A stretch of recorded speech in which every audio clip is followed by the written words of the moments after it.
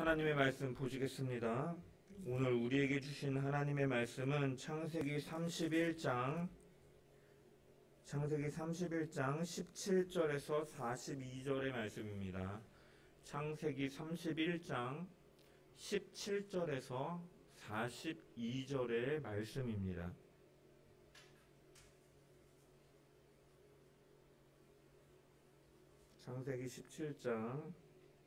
창세기 31장 17절에서 42절 말씀. 찾으신 줄 알고 제가 하나님의 말씀을 봉독합니다. 야곱이 일어나 자식들과 아내들을 낙타들에게 태우고 그 모은 바 모든 가축과 모든 소유물 곧 그가 밧단 아람에서 모은 가축을 이끌고 가나안 땅에 있는 그의 아버지 이삭에게로 가려 할세. 그때 라반이 양털을 꺾으러 갔으므로 라헬이 그의 아버지의 드라빔을 도둑질하고 야곱은 그 거취를 아람 사람 라반에게 말하지 아니하고 가만히 떠났더라. 그가 그의 모든 소유를 이끌고 강을 건너 길르앗 산을 향하여 도망한 지 3일 만에 야곱이 도망한 것이 라반에게 들린지라. 라반이 그의 형제를 거느리고 7일 길을 쫓아가 길르앗 산에서 그에게 이르렀더니 밤에 하나님이 아람 사람 라반에게 현몽하여 이르시되 너는 삼가 야곱에게 선악간에 말하지 말라 하셨더라. 라반이 야곱을 뒤쫓아 이르렀으니 야곱이 그 산에 장막을 친지라. 라반이 그 형제와 더불어 길르앗 산에 장막을 치고 라반이 야곱에게 이르되 내가 나를 속이고 내 딸들을 칼에 사로잡힌 자 같이 끌고 갔으니 어찌 이같이 하였느냐. 내가 즐거움과 노래와 북과 스금으로 너를 보내겠거늘 어찌하여 내가 나를 속이고 가만히 도망하고 내게 알리지 아니하였으며 내가 내 손자들과 딸들에게 입맞추지 못하게 하였으니 내 행위가 참으로 어리석도다. 너를 해할 만한 능력이 내 손에 있으나 너희 아버지의 하나님이 어젯밤에 내게 말씀하시기를 너는 삼가 야곱에게 선악간에 말하지 말라 하셨느니라. 이제 내가 내 아버지의 집을 사모하여 돌아가려는 것은 옳거니와 어찌 내 신을 도둑질하였느냐.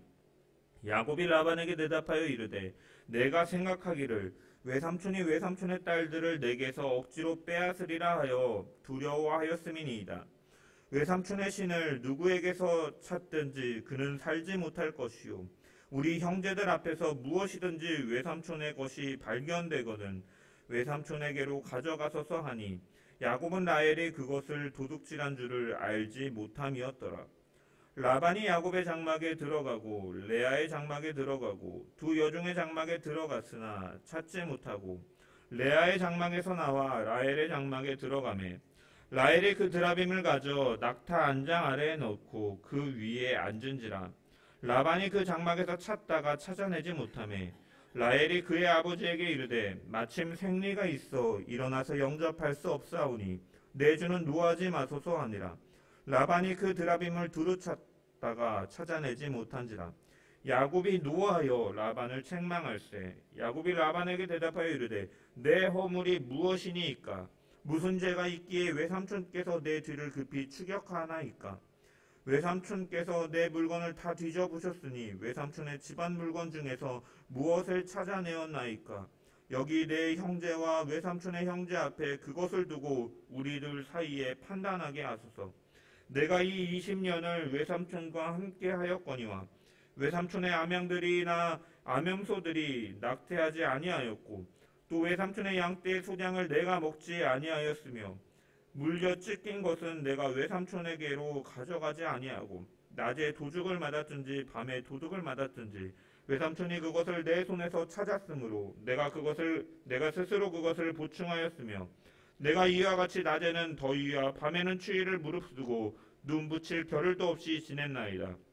내가 외삼촌의 집에 있는 이 20년 동안 외삼촌의 두 딸을 위하여 14년 외삼촌의 양떼를 위하여 6년을 외삼촌에게 봉사하였거니와 외삼촌께서 내 품삯을 10번이나 바꾸셨으며 우리 아버지의 하나님 아브라함의 하나님 곧 이상이 경외하는 이가 나와 함께 계시지 아니하였더라면 외삼촌께서 이제 나를 빈손으로 돌려보내셨으리다마는 하나님이 내 고난과 내 손의 수고를 보시고 어젯밤에 외삼촌을 책망하셨나이다.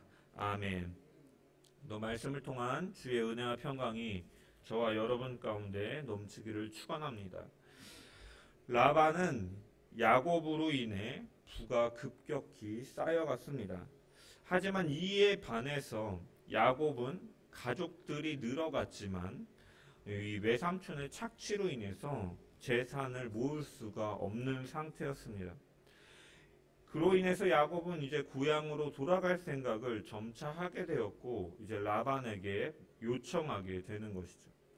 야곱의 이야기를 들은 라반은 야곱과 함께 하시는 하나님을 통해 자신이 복을 받은 것을 알고 있었기 때문에 또한 그 야곱의 노동력이 너무나 매력이 있었기 때문에 그를 쉽게 놓아줄 수가 없어서 새롭게 계약을 맺게 됩니다. 하지만 이 역시도 야곱을 배려하거나 이제는 마음을 바꿔서 그를 위하여 계약을 맺는 것이 아니라 계속해서 착취를 해나가기 위한 방법이었습니다.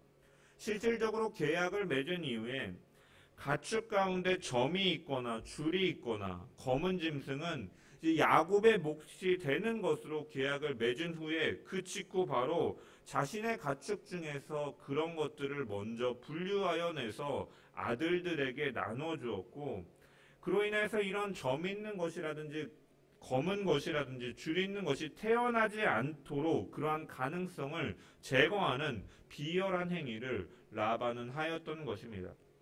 이처럼 라반의 이런 방해 공작 속에서 야곱이 부를 얻는다라는 것은 사실은 우리가 이성적으로 상상하기 어려운 상황이었다라는 것입니다.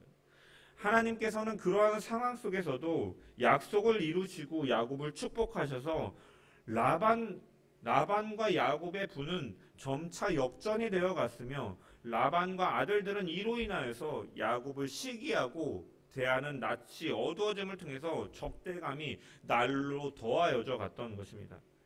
이러한 변해가는 상황 역시도 결국은 하나님의 때가 이르렀을 때 하나님께서 만들어 가시는 하나님의 자녀를 인도해 가시는 과정이었고, 또한 하나님께서는 야곱에게 직접 가나안으로 돌아가라 말씀하심을 통해서 야곱은 이러한 상황과 주의 음성을 듣고 이제 아내들에게 하나님께서 내게 어떻게 은혜를 베푸셨는지 이 신앙 고백을 하고 자녀들도 나를 따라오겠는가 라는 이러한 회의를 통해 이제 모든 일가족이 가나안으로 돌아가기를 결심하였습니다. 이것이 바로 지난주에 살펴보았던 말씀이고, 이제 오늘 본문은 이제 야곱이 결심한 것을 실천에 옮기는 상황이죠.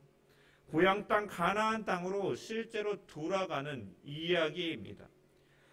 야곱은 에서의 위협을 피해서 이 고향 땅을 떠나올 때 우리가 대략 77세 정도 되었다라고 우리가 추정하였는데, 이제 20년간 외삼촌 라반의 집에서 고생하여 시간을 보냈으니 이때 야곱의 나이는 이제 97세, 곧 100세가 다 되는 나이였습니다.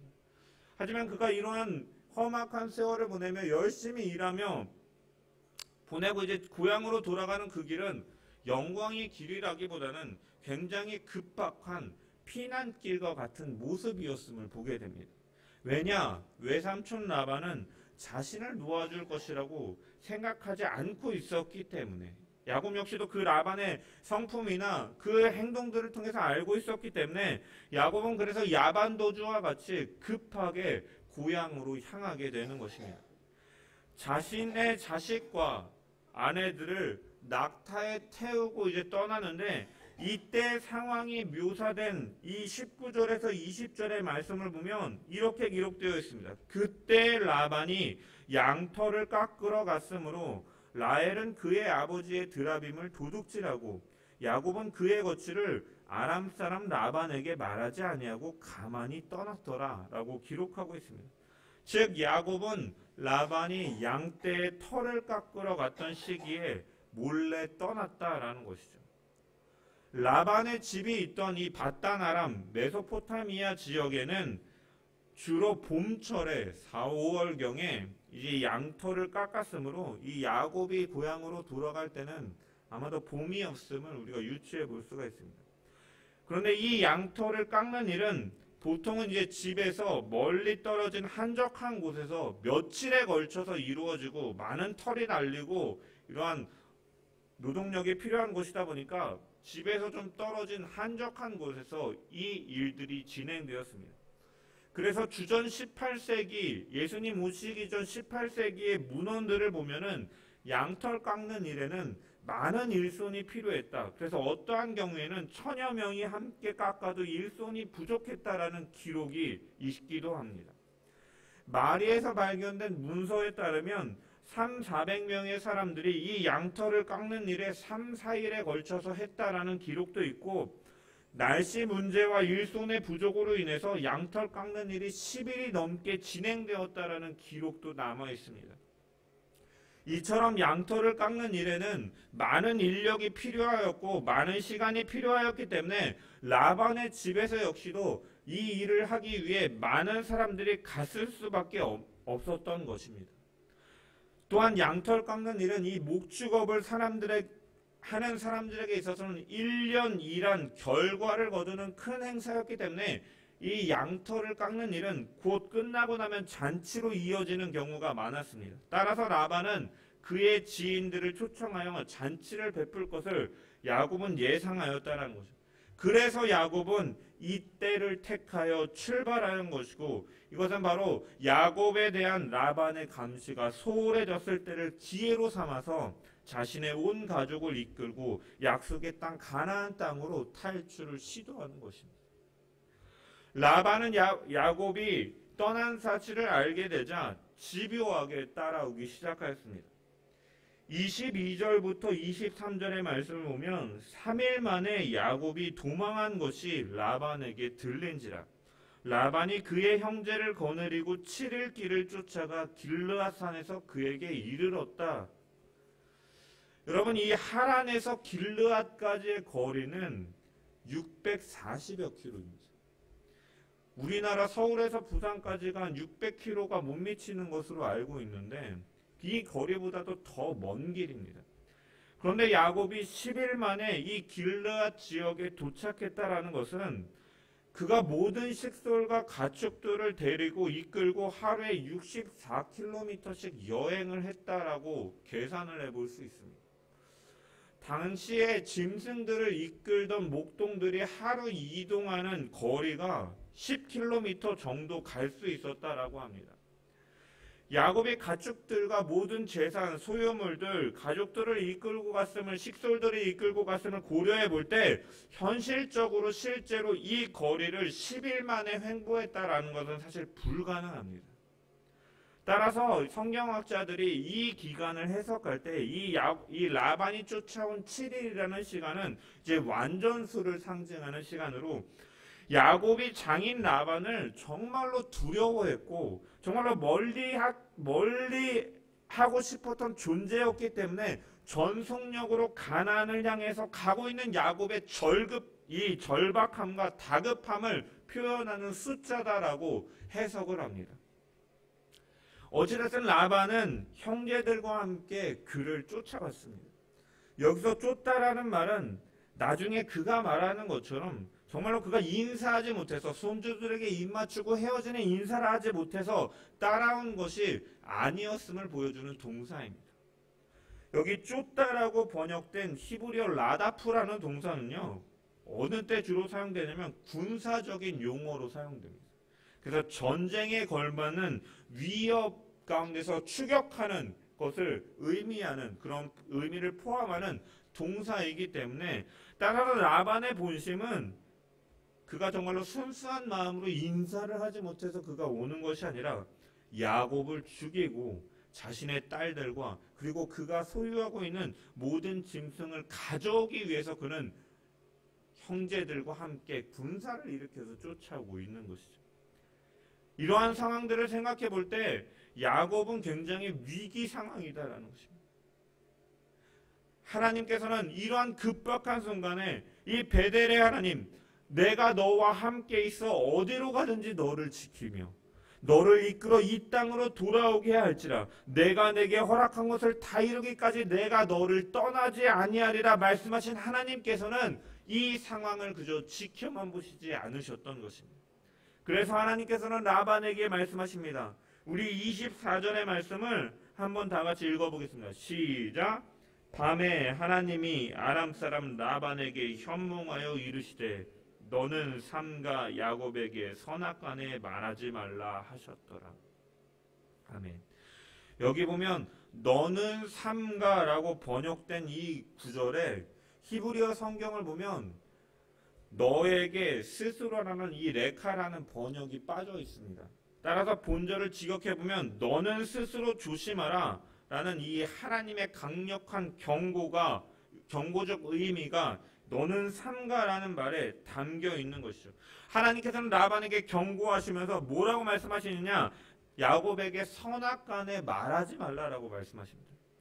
이 선악간에 해당하는 히브리어 관용구 토브 아들라라는 단어는요, 이 히브리어 관용구로 선으로부터 악으로까지, 토브는 선으로부터 이 라는 악으로까지라고 직역할 수 있지만 이것은 단순히 야곱에게 잘잘못을 따지라라는 의미가 아니라 이거는 실질적으로 어떤 뜻이 되냐면 무엇이든지 간에 A부터 Z까지, 즉 너는 모든 것에 대해서 말하지 말라라고 하나님께서는 경고하고 계십니다.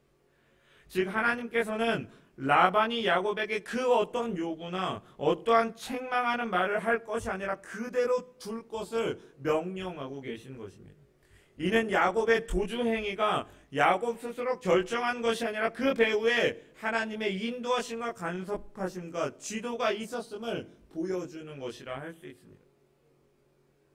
라반은 살기를 가지고 끝끝내 야곱을 쫓아왔습니다. 야곱에게는 일촉즉발의 순간이었습니다. 하지만 하나님께서는 라반에게 강력히 경고하심으로 야곱을 해치지 않도록 지시하시고 지키고 계시다라는 것입니다.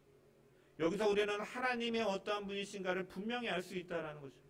하나님의 말씀을 따르고 하나님의 뜻을 쫓아 살아가는 주의 백성들, 자기의 백성을 하나님께서는 철저하게 보호하시고 지키시는 분이다라는 사실을 오늘의 말씀을 통해서도 우리는 분명히 발견할 수 있다라는 것입니다. 존 버너는 이 철로역정이라는 책에서 예수를 믿고 따라가는 신앙인들의 모습을 멸망의 도성에서 이 천국을 향해 가는 순례자의 길로 묘사해서 기록하였습니다. 이처럼 오늘날 신앙인들은 어떻게 보면 이 야곱처럼 우상과 세속의 도시였던 이 하란 메소포타미아 지역을 떠나서 하나님께서 약속하신 땅 본향 가나안 땅을 향해 가는 것과 같이 멸망의 도성을 지나 영원한 하늘나라로 향해 가는 순례자와 같은 자들이다라는 것입니다. 그리고 이 여정의 길에는 철로 역정에 드러나는 것처럼 수많은 미혹과 박해가 있고 오늘 본문에 드러나는 것처럼 라반이 그랬던 것처럼 야곱을 붙들어 두려고 하고 돌이키게 하려고 하고 그를 쓰러뜨리려 하고 넘어뜨리려 하는 박해와 위협과 시련이 그 길에는 있음을 도사리고 있음을 우리는 바라볼 수 있다는 것입니다. 하지만 그럼에도 우리가 두려워하거나 염려하지 말아야 될 것은 하나님께서 우리의 보호자가 되시고 우리의 걸음을 인도하여 주시기 때문인 줄 믿습니다. 또한 야곱에게 베델에서 약속하신 것처럼 내게 허락한 것을 다 이루기까지 내가 너를 떠나지 아니라라고 말씀하신 것처럼 우리를 예수 그리스도 안에서 구원하여 내시겠다는 하나님의 그 작정이, 그 섭리가 우리 가운데, 그 약속이 우리 가운데 있기 때문에 그 구원에 이르도록 그 하나님의 사랑에서 그 어떤 것도 결코 끊을 수 없다라는 사실을 우리는 믿음으로 바라보면서 우리를 안전하게 보호하시고 붙드시는 하나님을 늘 의지하며 나아가는 저와 여러분 되시기를 소망합니다. 여호와는 그 성도를 버리지 아니하심이로다. 저희는 영영이 보호를 받으나 악인의 자손은 끊어지리로다. 시편 기자가 고백하고 있는 것처럼 우리는 세상에서 환난을 당하나 담대하고 늘 하나님을 의지하며 구원의 확신을 가지고 믿음의 발걸음을 걸어가는 저와 여러분 되시기를 간절히 축원합니다. 열심히 야곱을 쫓아왔지만 하나님의 경고 속에서 야곱을 해할 수 없었던 라반의 처지는 닭조선 개신새처럼 그저 지붕만을 쳐다보고 짖는 개처럼 그 목적을 이룰 수가 없었습니다. 그래서 그는 그 닭을 쳐다보면서 짖는 개와 같이 야곱을 향해서 자신이 군사를 일으켜 쫓아온 것에 대한 변명과 그를 향한 성토만을 할 뿐이었습니다.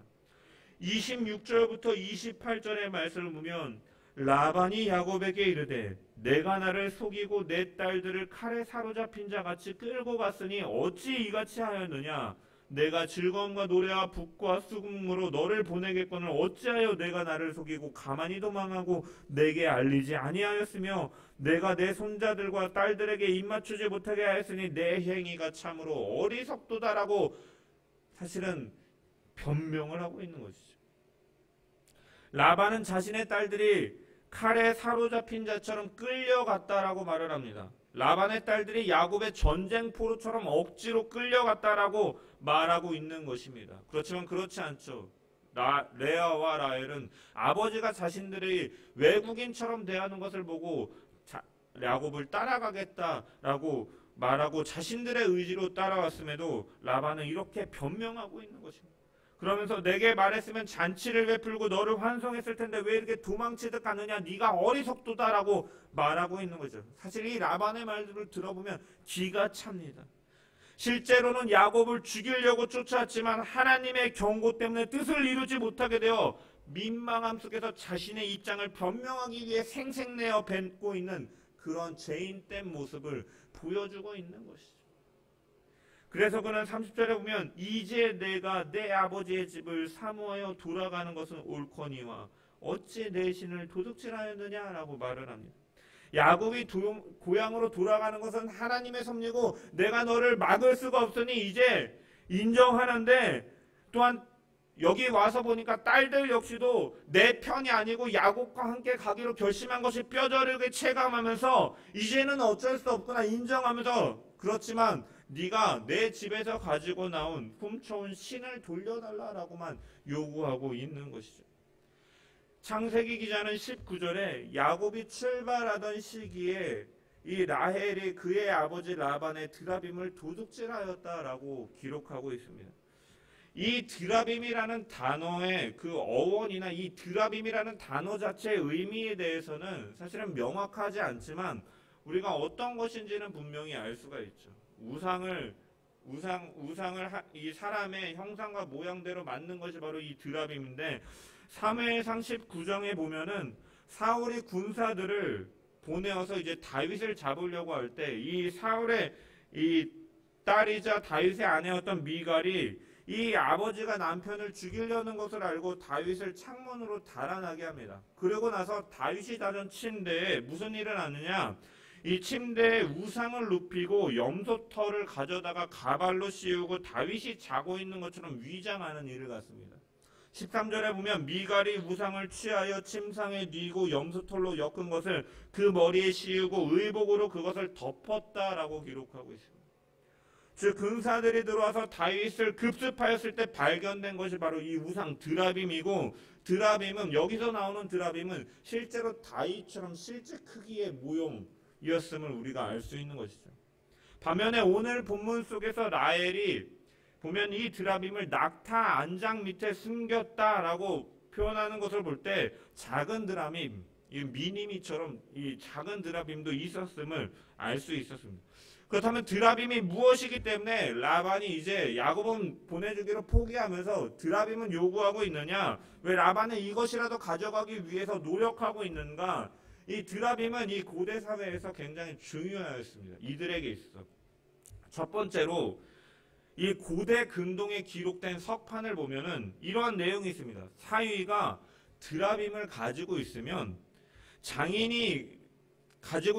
사위가 가지고 있는 상태에서 장인이 소천하였을 때 장인의 토지 소유권을 자신의 것으로 주장할 수가 있었습니다. 원래는 아들들에게 가잖아요. 근데 이 장인의 드라빔, 이 집안의 드라빔을 사위가 갖고 있게 되면 이 재산권을 요구할 수 있을 정도로 막강한 이 권한이 있는 것이 바로 드라빔이었다는. 여기서 우리는 그렇기 때문에 라헬이 왜 이것을 가지고 나왔는지를 우리는 생각해 볼 수가 있는 거죠. 라헬이 왜 급박하게 도망쳐 나오는 상황 속에서 아버지의 드라빔을 가지고 나왔는가? 그녀가 드라빔을 가지고 나온 이유는 아버지가 죽으면 이 자기 남편이 아버지의 재산을 상속할 수 있게 하기 위해서 그러한 계산 속에서 가지고 나온 것입니다. 둘째로 또한 이 드라빔은 어떠한 기능을 하느냐? 에스겔서 21장을 보면 바벨론 왕이 갈래길 곧 두 길 머리에 서서 점을 치되 살들을 흔들어 우상에게 묻고 희생의 간을 살펴서라고 이렇게 기록된 것을 볼 때 사람들이 갈 길을 알지 못할 때 드라빔에게 길을 물었다. 즉 점치는 도구로 사용되었다라는 것이죠. 그래서 라반 역시도 야곱이 이제 집으로 돌아간다라고 말하면 내가 점을 쳐서 너로 인하여서 하나님이 내게 축복하신 것을 알았다라고 말하는 것이 사실은 이러한 이 점치는 도구로 사용되기도 하는 거예요. 그리고 무엇보다도 중요한 것은 드라빔은 가족의 평화와 번영 그리고 안정을 보장해주는 수호신처럼 여겼던 것이에요. 그렇기 때문에 이 메소포타미아 사람들에게 있어서 드라빔은 매우 중요한 것이었고 라반도 쫓아와서 다른 것은 다 포기하고 하나님께서 막으시기 때문에 어쩔 수 없지만 이 드라빔은 달라라고 요구하고 있는 것입니다. 여러분 여기서 알 수 있는 중요한 계속해서 반복적으로 말씀드렸지만 라반은요 하나님을 경외하는 자가 아니었습니다. 아브라함의 종이 이삭의 신부로 리브가를 얻기 위하여 왔을 때 그를 향해서 여호와께 복을 받은 자여라고 말하고 이 리브가를 기도한 가운데 이 리브가를 만나게 하셨고 이 사람이 바로 이 하나님께서 일을 이루시는 것이다라고 종이 고백했을 때 그가 이 여호와로 말미암아 이 일들이 이루어졌다라고 라반이 말을 하기도 합니다. 또한 야곱에게 여호와로 말미암아 내가 복을 받았다라는 말을 하기도 합니다. 이런 문장들만 볼 때는 신앙이 있는 자처럼 보이지만 실제로는 그가 아브라함의 종에게 한 말도 그의 부를 보고서 비위를 맞추고 있는 것이고 야곱에게서 점을 통해서 이 사실을 알았다라고 말하고 있는 점, 오늘 본문에도 드라빔을 소중하게 여기고 쫓아오고 있는 것을 볼 때 그는 하나님을 경외하는 것처럼 말은 하지만 실질적으로는 우상을 섬기는 자였다라는 것이죠. 우리 안에도 이러한 라반의 모습과 같은 모습이 있지는 않은지 우리는 늘 점검해 봐야 됩니다. 우리는 신앙인이라 말하면서 예수를 믿는다면서 예수를 따른다면서도 사실은 입술로는 하나님을 말하면서도 실질적으로는 하나님을 의지하거나 믿지 않는 모습이 우리 가운데 있다면 그것은 하나님을 섬기는 것이 아닌 라반과 같이 우상을 섬기는 자의 모습인 것을 우리는 기억하면서 내 삶 속에서 이러한 모습들이 있다면 늘 점검하고 돌이켜서 하나님께로 늘 나아가는 저와 여러분 되기를 소망합니다. 라반의 말을 들은 야곱은 32절에 이렇게 말했습니다. 외삼촌의 신을 누구에게서 찾든지 그는 살지 못할 것이요 우리 형제들 앞에서 무엇이든지 외삼촌의 것이 발견되거든 외삼촌에게로 가져가소서 하니 야곱은 라헬이 그것을 도둑질한 줄을 알지 못함이었더라. 실제로 라헬은 아버지의 드라빔을 훔쳐왔지만 야곱은 그것을 몰랐기 때문에 누가 훔쳤든지 그가 죽임을 당할 것이다 라고 선언까지 하고 있는 것입니다. 그래서 이 말을 들은 라반이 이제 야곱의 가족들의 짐을 샅샅이 뒤지기 시작하죠. 그 이후의 내용은 라반이 드라빔을 찾기 위해서 야곱의 장막을 뒤지고 레아의 장막을 뒤지고 두 여종 비라와 실바의 장막을 뒤지고 찾지 못하고 마지막에 이제 라헬의 장막에 들어가 찾기 시작합니다. 라헬은 자신이 가져온 것이 걸릴 위기가 처하게 되자 발각되기 전에 어떠한 일을 갔습니까? 낙타 안장 밑에 드라빔을 맞추고 그 위에 앉아서 마침 자기가 생리 중이기 때문에 일어나지 못한다라고 말합니다. 라반을 속이는 것이고 라반은 결국 드라빔을 찾지 못하고 돌이키게 됩니다. 주목해 봐야 될 것은 우리가 라반이 정말로 길을 쓰고 찾았던 드라빔이고 집을 나올 때 라헬이 찾아 나온 드라빔이 어떠한 큰 역할을 차지할 것처럼 우리는 사실은 이 말씀을 볼 때 드라빔이 어떠한 기능을 할 것처럼 우리는 예상할 수가 있지만 사실은 우리가 읽은 것처럼 이 드라빔은 어떠한 큰 역할을 차지하거나 어떠한 기능을 하는 것이 아님을 우리는 알 수가 있습니다. 실질적으로 이 일 이후에는 드라빔이 어떻게 됐는지 사실은 알지도 못합니다. 사실은 이 내용은 그럼 빼도 되는 내용처럼 우리가 읽을 때 보이기도 합니다. 그런데 성경의 기자가 이런 에피소드를 자세하게 기록하고 있는 이유가 무엇일까? 그것은 이 드라빔을 등장시킴을 통해서 우리가 정말로 의지해야 될 대상이 무엇인가를 선명하게 드러내는 것이라고 할 수가 있습니다. 여러분, 드라빔은 그 당시 사람들에게 가족의 번영과 평화 그리고 안전을 보장해주는 수호신으로 간주되었고, 그렇기 때문에 라반 역시도 길을 쓰고 이것을 찾으려고 하였습니다. 하지만 그렇게 소중하게 여기고 어떠한 능력이 있는 것처럼 여기는 이 드라빔이라는 신은 사실은 별게 아니다라고 성경은 말하고 있는 것이죠. 라헬은 그것을 훔쳐 가지고 나왔고 그것을 숨겼습니다. 그들이 믿는 것처럼 실제로 그 드라빔이 능력이 있는 신이라면 신인 드라빔이 이 라헬을 납치하는 것이 바른 이치일 텐데, 사실은 이 여인, 그 당시에 어떻게 보면 인간의 대우 아래에 있는 이러한 여인에게 오히려 납치를 당하고 있는 이 신이, 그들의 집안을 보호하는 능력이 있다고 믿는 신이 갖고 오는 모습을 보면서 얼마나 이 우상이 사실은 무능한 것인가를 보여주고 있는 것이죠. 그들은 평화와 번영과 안정과 자신의 가족을 지킨다고 말했지만 한낱 여인의 손에서 놀아날 수밖에 없는, 납치될 수밖에 없는 존재가 바로 우상이다라는 것을 성경은 드러내고 있는 것입니다. 또한 라헬은 라반을 속이기 위해서 낙타 안장에 두고 그 위에 앉았다라고 기록하고 있습니다. 이것은 어떠한 것을 또한 선명하게 내조시키고 있습니까?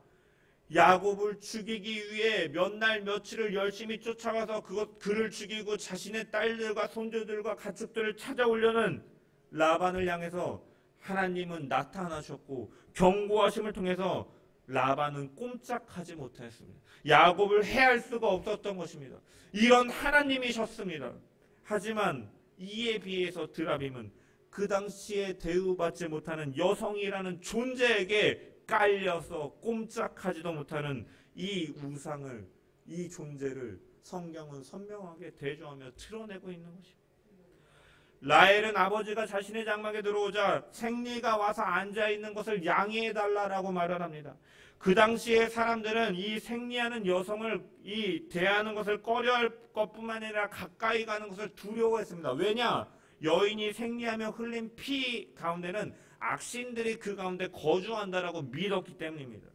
여러분, 그런데 라반이 그토록 애타게 찾고 수호신으로 여기고 있는 드라비는 지금 보면 딸의 생리대 취급을 받고 있는 것이고, 이것은 성경이 우상에 철저하게 무능한 것, 그리고 살아있는 참신은 바로 하나님이심을 선명하게 드러내고 있다는 것입니다. 우리는 이 말씀을 대하면서 오늘날에도 사람들에게는 각자의 우상들이 있습니다.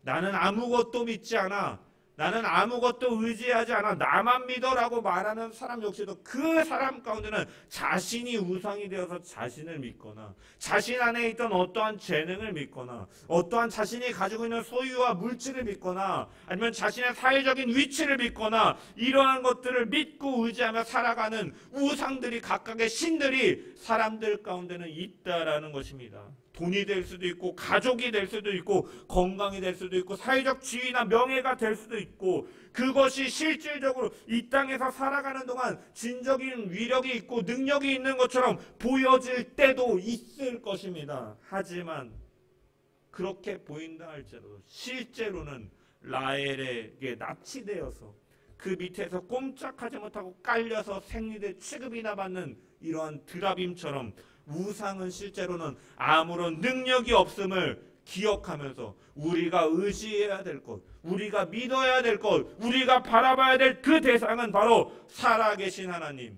꼼짝 못하고 있던 드라빔이 아니라 라반을 꼼짝 못하게 하시고 야곱에게 약속을 이루시는 그 하나님만을 믿는 믿음으로 우리는 나아가야 될 줄 믿습니다.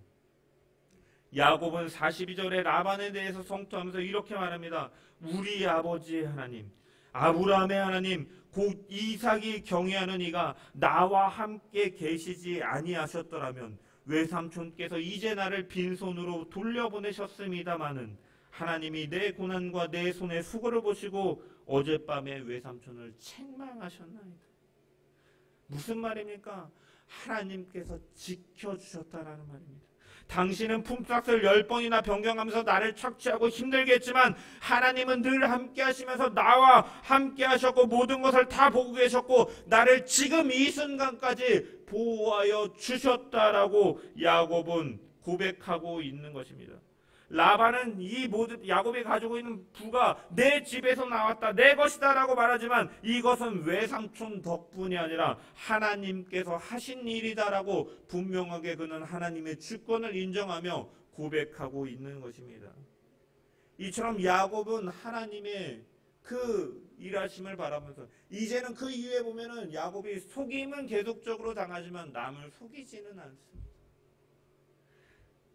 그 하나님의 일하심을 바라면서 믿음을 통하여 그의 사기꾼이었고 발 뒤꿈치를 잡고 형을 속이면서 자신의 그 목적을 성취하려고 했던 이 야곱이 점차되어 변화되어 가는 것은 바로 살아계신 하나님을 믿음으로 바라면서 그분을 의지하며 나아가기 때문입니다. 그래서 우리가 스스로는 변할 수가 없지만 주 안에서 하나님의 일하심을 경험하고 체험할 때 우리는 주 안에서 점차 성화되어 가고 변하게 될 수 있게 될 줄 믿습니다. 야곱이 고백하고 있는 것처럼 우리의 삶을 붙드시고 인도하시면서 공급해 주시는 분은 바로 살아계신 하나님뿐임을 우리는 늘 기억하며 무가치한 우상을 의지하고 섬기는 것이 아니라 오직 살아계셔서 만물을 다스리시고 하나님의 백성들을 인도하시는 그 하나님만을 섬기는 저와 여러분 되시기를 주님의 이름으로 간절히 축원합니다. 곧 이삭이 경외하는 이가 나와 함께 하심이라. 자기 아버지 이삭이 경외하던 하나님을 자신도 고백한다는 야곱의 고백이었습니다. 이처럼 사람의 본분은 여호와를 경외하는 데 있는 줄 믿습니다. 사람의 제일 되는 목적은 바로 하나님을 영화롭게 하는 것과 영원토록 그를 즐거워하는 것, 그것이 바로 하나님을 경외하는 것이고 성경은 바로 이 여호와를 경외하는 것이 사람의 지식의 근본이고 지혜의 출발이다라고 말씀하고 있는 것처럼 그 지혜로운 길, 그 생명의 길 여호와를 인정하고 그분을 따르는 그 길을 걸어가는 저와 여러분 되시기를 주님의 이름으로 간절히 축원합니다. 우리